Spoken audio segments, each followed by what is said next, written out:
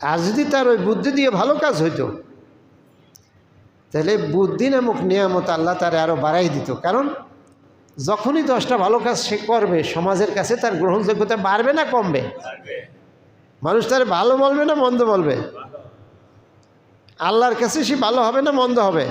তার গ্রহণযোগ্যতা অবশ্যই বাড়বে। মানুষ তার অজান্তে তার জন্য দোয়া করবে, মন থেকে দোয়া আসবে। এই হলো তার নিয়ামত বাইরে যাওয়া, এটারে বলে তার নিয়ামত। তার এই যে সম্মান বাড়লো, তার ইজ্জত বাড়লো, এইটা হলো নিয়ামত বেড়ে যাওয়া, এটা হলো নিয়ামত।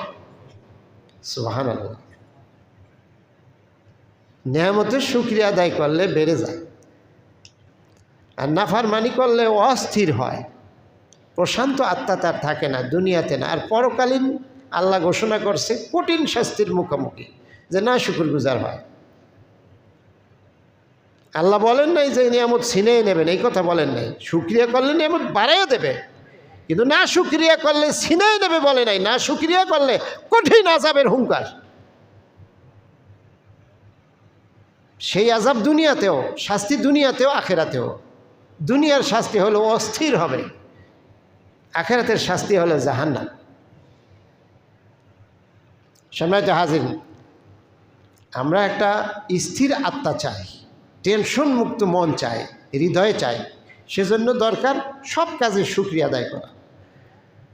আর শুকরিয়ার ভাষা, প্রাথমিক ভাষা হলো আলহামদুলিল্লাহ। আর শুকরিয়ার মূল কথা হলো যেই নিয়ামত আল্লাহ দিয়েছেন সেটা সঠিকভাবে ব্যবহার করা। এটা হলো শুকরিয়ার মূল কথা, এটা আসল শুকরিয়া। সম্মানিত হাজিরিন, এই জন্য আমরা শুকরগুজার হব।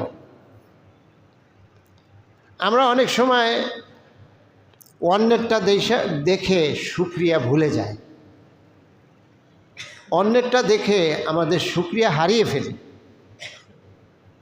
অল্পতে আমাদের হয় না, অল্পতে যাদের হয় না তারা লোভী মানুষ। কি মানুষ?